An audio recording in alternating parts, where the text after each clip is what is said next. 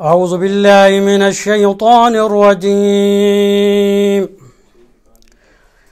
بسم الله الرحمن الرحيم. إنا أنزلناه في ليلة القدر وما أدراك ما ليلة القدر. ليلة القدر خير من 1000 شهر. تنزل الملائكة والروح فيها بإذن ربهم من كل أمر. سلام هي حتى مطلع الفجر. صدق الله العلي العظيم. الحمد لله رب العالمين. الحمد لله وكفى وسلام على عباده الذين اصطفى خصوصا على محمد المصطفى وأهل بيته الطيبين الطاهرين المعصومين ولعنة الله على أعدائهم أجمعين ومنكر فضائلهم. أما بعد، قال الله تبارك وتعالى في القرآن المجيد: يا أيها الذين آمنوا كتب عليكم الصيام كما كتب على الذين من قبلكم لعلكم تتقون. صدق اللہ العلی العظیم.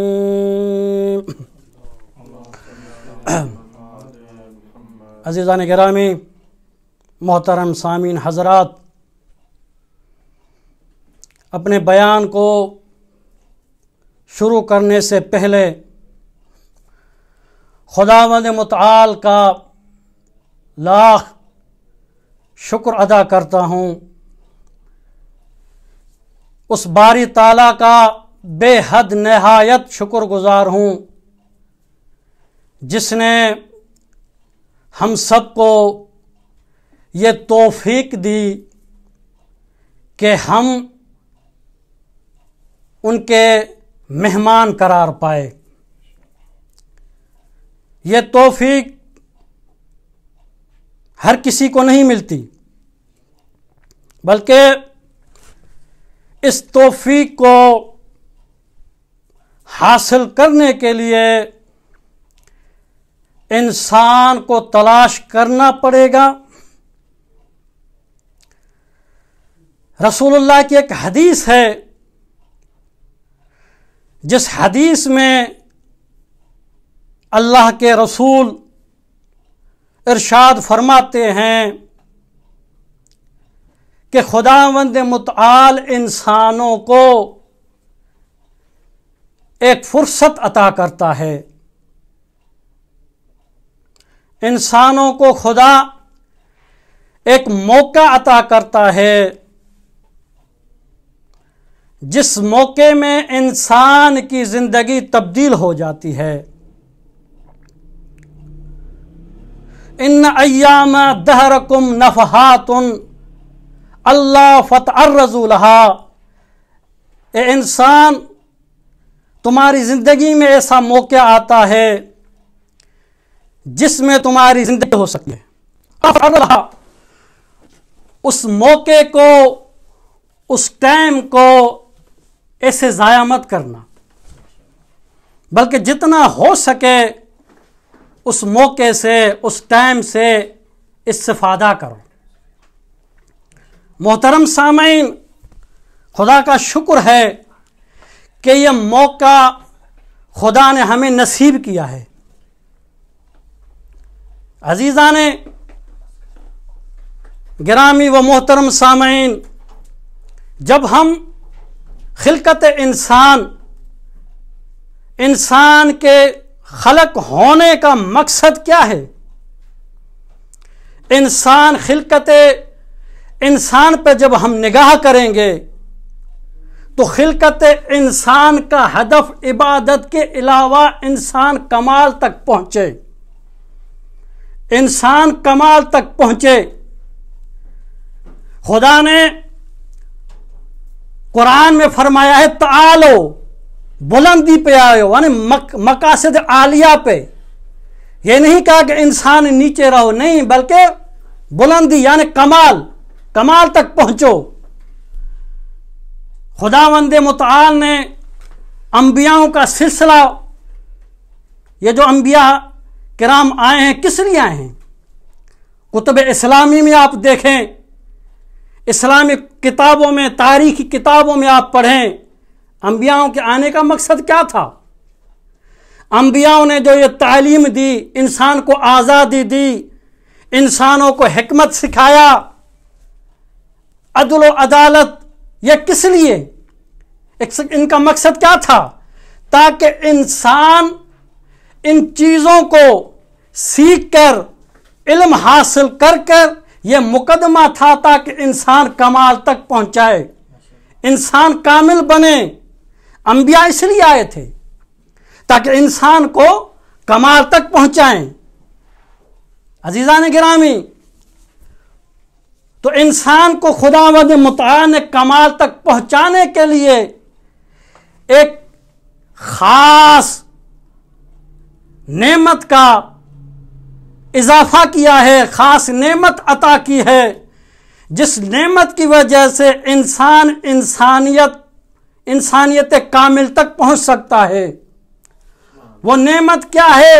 ان نعمتوں میں سے ایک نعمت، یہ تو بہت ہیں، لا تعدو نعمتہا، لیکن ان نعمتوں میں سے ایک نعمت ماہ مبارک رمضان ہے. ماہ مبارک رمضان انسان کو کمال تک پہنچانے کا ایک وسیلہ ہے. اگر ہم رمضان کو لغت کے اعتبار سے معنی کی طرف بیان کریں کہ رمضان کو رمضان کیوں کہتے ہیں، تو رمضان کی معنی رمض کی معنی کیا ہے؟ رمض کہتے ہیں جو سردی کا موسم جب شروع ہوتا ہے تو جو پہلی بارش ہوتی ہے، وہ پہلی بارش کیا کرتی ہے؟ جو گرد و غبار، گرمی کی شدت کی وجہ سے جو درختوں پر یا کسی اور چیزوں پر جو گرد و غبار جمع ہوتی ہے، تو جب وہی بارش آتی ہے تو ہر چیز صاف نظر آتی ہے، وہ دھو دیتی ہے، پاک کر دیتی ہے. تو رمض کی معنی ہے صاف کرنا، یعنی پاک کرنا، یہ لغت کے اعتبار سے. دوسری معنی جو لغت میں بیان کرتے ہیں ناطق، تا کے ساتھ، تا نقطے کے ساتھ. ناطق کی کیا معنی ہے؟ ناطق معنی رنج آور، تکلیف دہندہ، تکلیف دینے والی چیز. کیوں تکلیف؟ اس وجہ سے تاکہ انسان جب روزہ رکھتا ہے تو پیاس اور جو پیاس کی جو شدت ہوتی ہے اور کھانا نہیں کھاتا ہے، بھوک کی جو شدت ہوتی ہے، تو یہ انسان کو جو تکلیف دیتی ہے، لہذا اس کو اس وجہ سے ناطق بھی کہتے ہیں. یہ تو جو لغت والوں نے جو بیان کیا ہے. اور جو ہی عرب جب روزہ رکھتے تھے، جو مہینوں کے نام رکھتے تھے، تو یہ ماہ مبارک رمضان اس ٹائم پہ آتا تھا جس ٹائم پہ گرمیاں ہوتی تھی، شدت گرمی ہوتی تھی. تو لہذا اس کو رمضان کے نام پہ عربوں نے یہ نام رکھا رمضان. لیکن یہ تو عربوں کے حوالے سے ہے، لیکن اسلام میں آپ آئیں تو رمضان کا معنی بھی یہی ہے. اسلام نے حدیثوں میں رمضان کو رمضان کیوں کہتے ہیں؟ اس وجہ سے رمضان کو رمضان کہتے ہیں کہ حدیث ہے انما سمی رمضان رمضان لأنه يرمز الذنوب. رمضان کو رمضان اس لیے کہا جاتا ہے کہ رمضان گناہوں کو پاک کر دیتا ہے، گناہوں کو ختم کر دیتا ہے، اس وجہ سے اس کو رمضان کہا جاتا ہے. عزیزان گرامی، یہ تو چلو معنی ہوئی، لیکن آیا رمضان خدا کے ناموں میں سے ایک نام ہے؟ اگر ہم اس پر گفتگو کریں تو شیعہ سنی حضراتوں کی اگر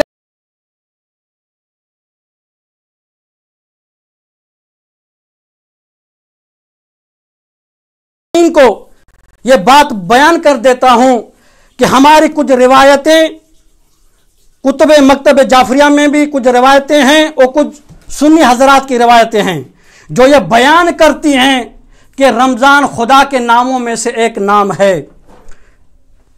लेकिन खुदा के जब नामों में से एक नाम है तो नहीं की गई है, मना किया गया है कि ऐसा न कहें कि रमज़ान आया है या मैं रमज़ान में रोज़ा रख रहा हूँ या रमज़ान आया रमज़ान गया, नहीं, बल्कि मुअद्दब अल्फाज इस्तेमाल करें। माह मुबारक रमज़ान आया है, माह मुबारक रमज़ान शरीफ का महीना आया है, बगैर मुअद्दब के तो इस्तेमाल न करें। अगर कोई इस अल्फाज इस्तेमाल यानी खाली रमज़ान में रोज़ा रखा, जब रमज़ान तो रमज़ान रोज़ा रखूँ, अगर कोई ज़बान पे दोहरा तो फारा ला कफ़ा क्या है, या सदका दे तो रोज़ा रखे ये। लेकिन हदीस की हम सनद और दलालत लिहाज से सी करेंगे तो ये हदीसें जो हैं दलालत के एतबार से और सनद के एतबार से ज़ईफ़ हैं, काबिल कबूल नहीं है। और बहुत सारी ऐसे अहादीस हैं जो दलालत करती हैं कि माह मुबारक रमज़ान को बगैर इजाफत के भी इस्तेमाल किया गया है। लिहाजा ये तो सनद के और हदीस के लिहाज से बात थी। लेकिन मेरा मकसद जो आज इस अशर रहमत में जो बयान करना है वो ये है, वो खुतबा अमीर कायनात का जब मस्जिद कूफा में आपने लोगों को जकर कर खुतबा दिया है मुबारक के हवाले से, वो खुतबा मैंने आप बुजुर्गों के सामने, मोहतरम सामीन के सामने बयान करना है। उस पूरा खुतबा तो मैं बयान नहीं कर सकता, मेरे पास इतना वक्त नहीं है, लेकिन उस खुतबे के चंद अल्फाज मैं आप बुजुर्गों को बयान करूंगा कि जब अमीर कायनात ने मस्जिद कूफा में लोगों को जमा किया और कहा, अय्युहन्नास, ए लोगों, क्या तुम्हें मालूम है कि यह कौन सा महीना है? क्या तुम्हें मालूम है कि इस महीने की क्या फजीलत है? फरमाते हैं इस महीने की दूसरों महीनों पर ऐसी फजीलत है कि फज़लना अहल बैत अला साइर नास, जैसे हम अहल बैत की फजीलत दूसरे लोगों पर है, जैसे हम अहल बैत की फजीलत दूसरे लोगों पर है। आयनात हैं कि खुदावंद मुतअल ने इस महीने में फुतहा अबवाब समाए रहमा, खुदावंद मुतआल ने इस महीने में रहमत के दरवाजे खोल दिए हैं, रहमत के दरवाजे खोल दिए हैं। अब यह है कि रहमत कहते किसको हैं? रहमत है क्या? रहमत कहते हैं नेकी को, रहमत कहते हैं तवज्जुहात, तवज्जो करना, और नेकी और बख्शिश का नाम, खुदा की बख्शिश का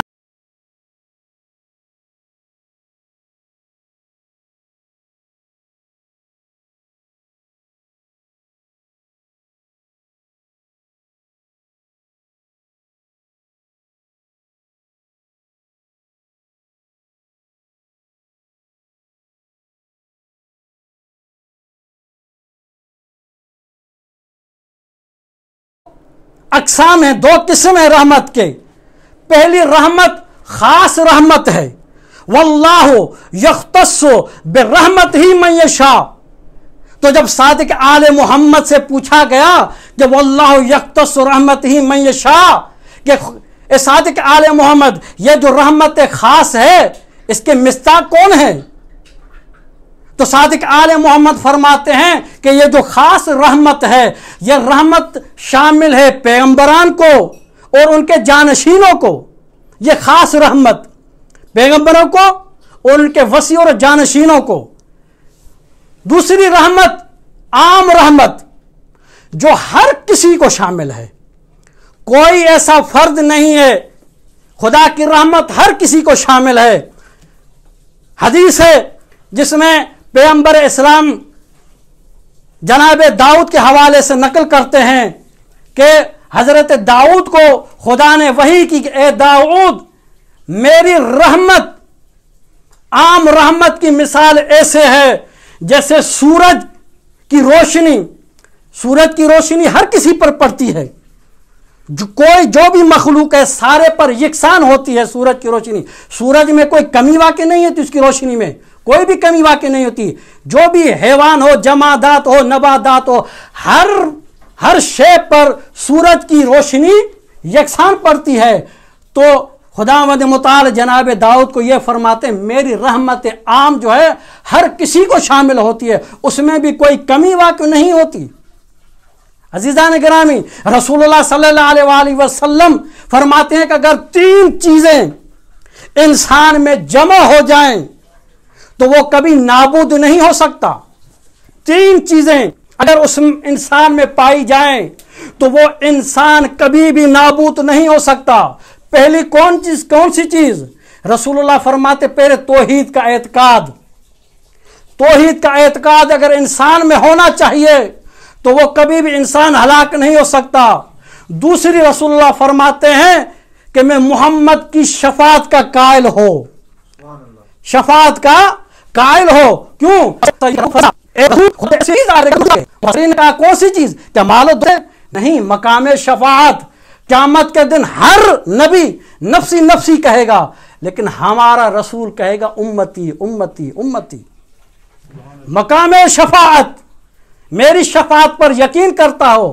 اور رسول اللہ نے فرمایا کہ تیسری چیز پر اگر وہ اعتقاد کرے، اعتقاد رکھے تو وہ انسان کبھی بھی نابود نہیں ہوگا. کون سی تیسری چیز؟ فرمایا اللہ کی رحمت کا وسیع قائل ہونا. رحمت خدا کا وسیع قائل ہو تو نابود نہیں ہو سکتا. اور اس کی مثال ایک واقعہ میں آپ بزرگوں کو، محترم سامعین کو بیان کروں. بلال بن جبان نباش، حلال بن نباش کفن چور تھا، کفن کو چوری کرتا تھا، اس کا پیشہ تھا، چور تھا. یہ بہت گریہ کیا، پشیمان ہوا، روتا ہوا معاذ بن جبل کی خدمت میں پیش ہوا کہ میں بہت بڑا گناہ گار ہوں، شاید خدا مجھے معاف نہ کرے. دیکھو وسعت اللہ کی رحمت کا وسیع ہونے کے قصہ میں آپ بزرگوں کو بیان کر رہا ہوں کہ خدا کی کس طریقے سے رحمت وسیع ہے. یہ بہت گر گراتا ہوا، بہت روا، ایسا کہ ابھی اس کی روح نکل والی ہے. معاذ بن جبل نے اس کو دیکھا، اس کی حالت متغیر ہے.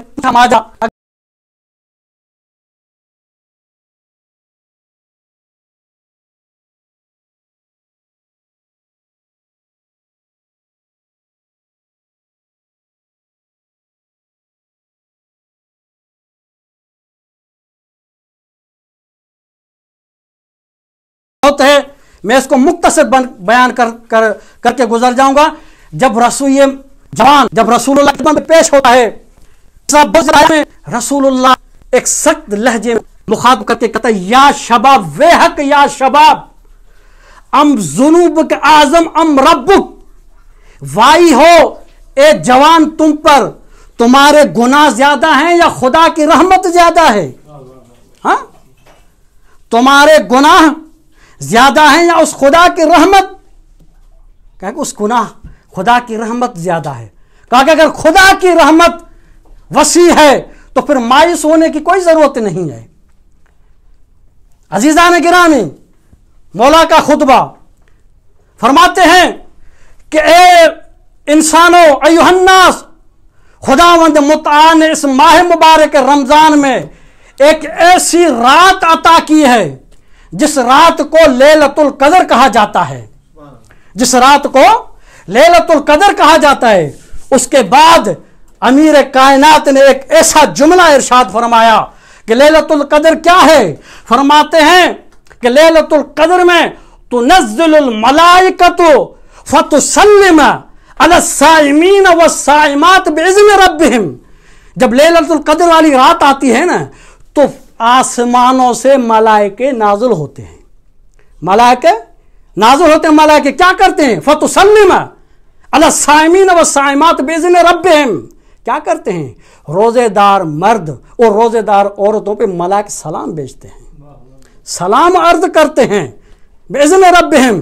اس کے بعد امیر کائنات نے حقیقت بیان کی ہے. میرے محترم سامعین، آج اس نقطے کو جب میں بیان کروں گا تو آپ کی دل بہت ٹھنڈک محسوس کرے گی.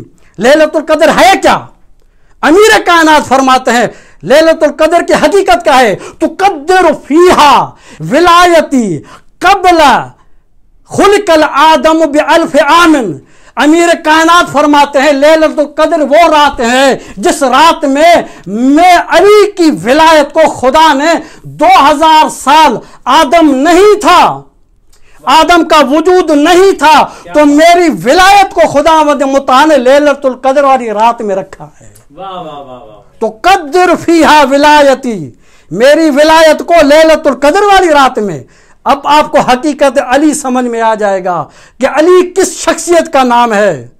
جو ہمارے بعض روایتوں میں یہ بیان کیا جاتا ہے کہ فاطمہ زہرا سلام اللہ علیہا لیلۃ القدر سے تشبیہ دی جاتی ہے. توجہ ہے یا نہیں کہ فاطمہ لیلۃ القدر ہے؟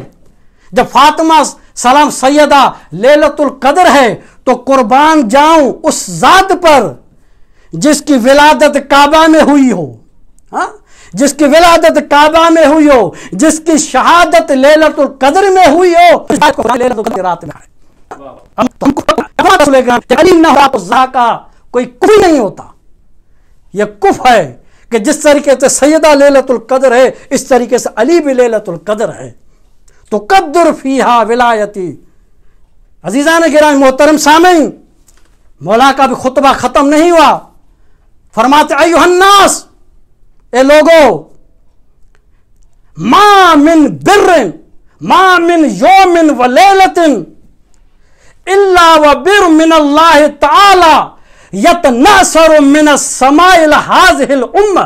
عجب عجب، اگر انسان اس خطبے پر غور کرے خدا کی عزت کی قسم انسان کی زندگی تبدیل ہو سکتی ہے. لیکن ہاں شرط یہ ہے کہ وہ گر اس میں وہ چیز پائی جائے جس وجہ سے انسان تبدیل ہو. عزیزان گرامی، علی کا خطبہ ما من یوم و لیلۃ، خدا کی عزت کی قسم یہ علی مخاطب ہوتے، علی جب لوگوں سے مخاطب ہو رہے تھے فرمائے لوگوں تم لوگوں کو معلوم نہیں ہے کہ رمضان کہتے کس کو ہیں. رمضان میں کوئی ایسی رات نہیں ہے، کوئی ایسا دن نہیں ہے جس دن خداوند متعال کی طرف سے اس امت محمدیہ کے لیے خدا کی آسمانوں سے ہمیشہ رحمت نازل ہوتی ہے اور نیکیاں نازل ہوتی ہیں. اللہ اکبر. ما من یوم و لیلۃ، کوئی ایسا دن نہیں ہے، کوئی ایسی رات نہیں ہے جو خدا اس امت محمدیہ کے لیے نیکیوں کا نزول نہ کرے، رحمتوں کا نزول نہ کرے. علی خاموش نہیں ہوئے. اس کے بعد فرمایا ایھا الناس یدبر امرک.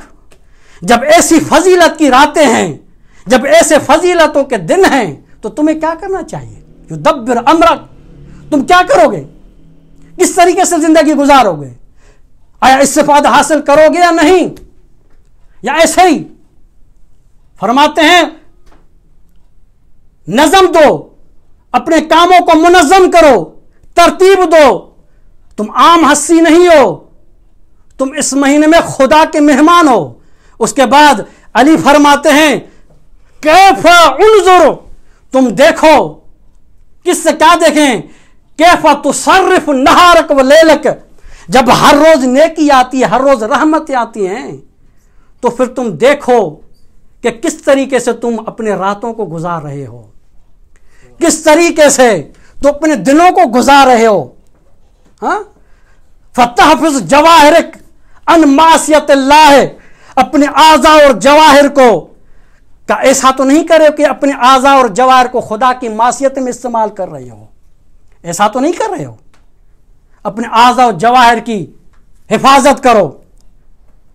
اس کے بعد فرماتے ہیں کہ خدا کی عزت کی قسم علی امیر فرماتے ہیں کہ رات جب سو میں اس رات میں مجھے کیا کرنا چاہیے؟ امیر کائنات فرماتے راتوں کو گزارنے کے کس طریقے سے راتیں گزاریں، کس طریقے سے علی انسانوں کو بیدار کرتا ہے. فرماتے ہیں تو قرب بوجہ اللہ بتلاوت آیات ہی، راتوں کو گزارنا ہے تو اللہ کی کتاب سے مانوس ہو جاؤ. قرآن، یہ قرآن کیوں फरमाते हैं फ़इन्नहु शाफ़िउन व मुशफ़्फ़िउन इला यौमिल क़ियामह। कुरान शाफ़े है, शफ़ाअत कुनंदा, शफ़ाअत करेगा जो भी इसको पढ़ेगा, इसकी तिलावत करेगा।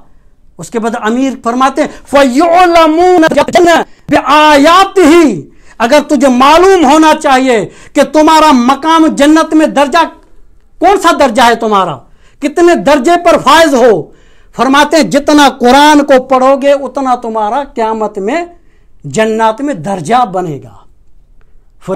दर्जात ही बिआयात किताब है, जितनी कुरान को, जितना कुरान से मानूस होगे उतना दर्जा होगा अज़ीज़ान गिरामी।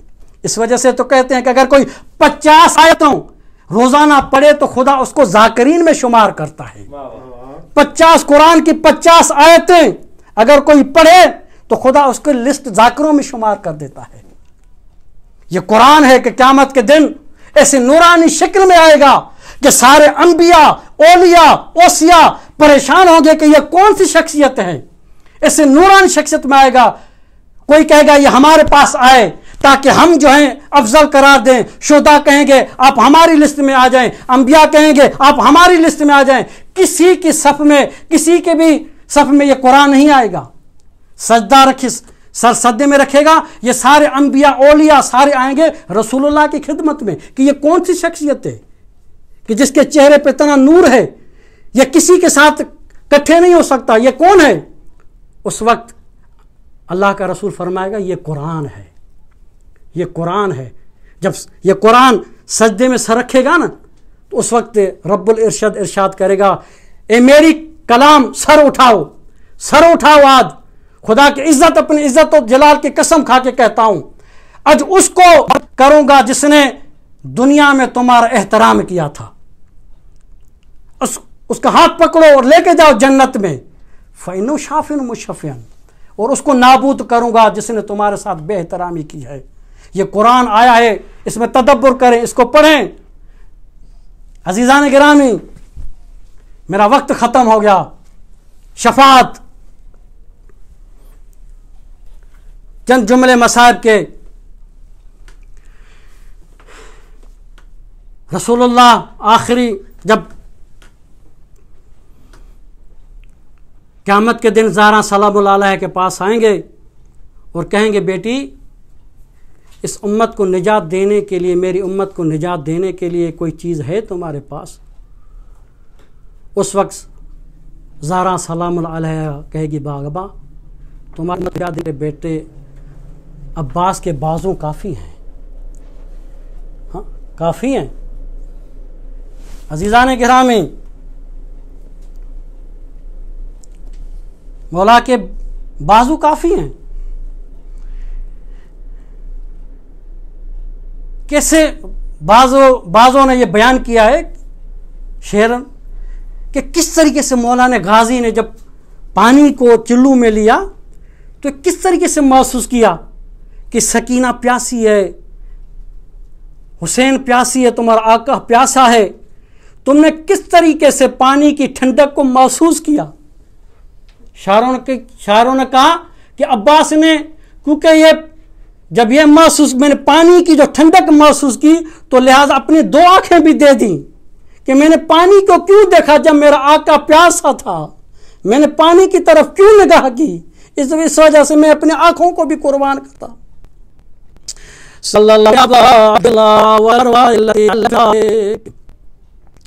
नजफ़ आलम दीन था वो जब मोहल्ला में ज़ियारत के लिए आता था, किताब खोल के ज़ियारत पढ़ता था। जब नजम में आता था मौला अली की किताब खोल के मौला की ज़ियारत पढ़ता था। जब करबला मोहल्ला में आता था मौला इमाम हुसैन की ज़ियारत को किताब खोल के पढ़ता था।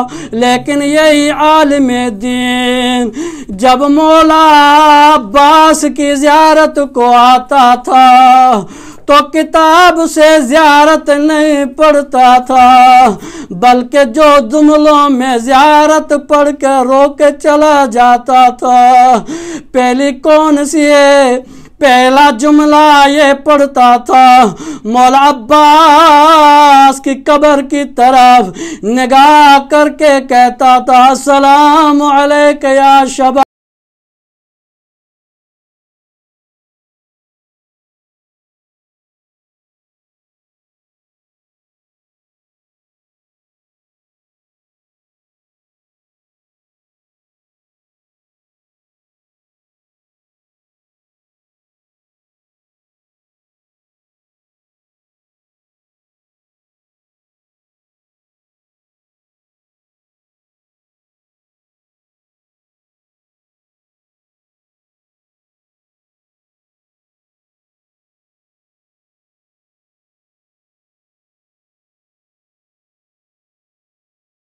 یہ رہا، اے عباس الان انکسر ظہری، اور میری کمر ٹوٹ گئی۔ دوسرا جملہ وہ علماء کیا پڑھتا تھا؟ وہ عالم دین فرماتا تھا، السلام علیک یا حجاز زینب، اور زینب کی چادر میں تم پر سلام ہو۔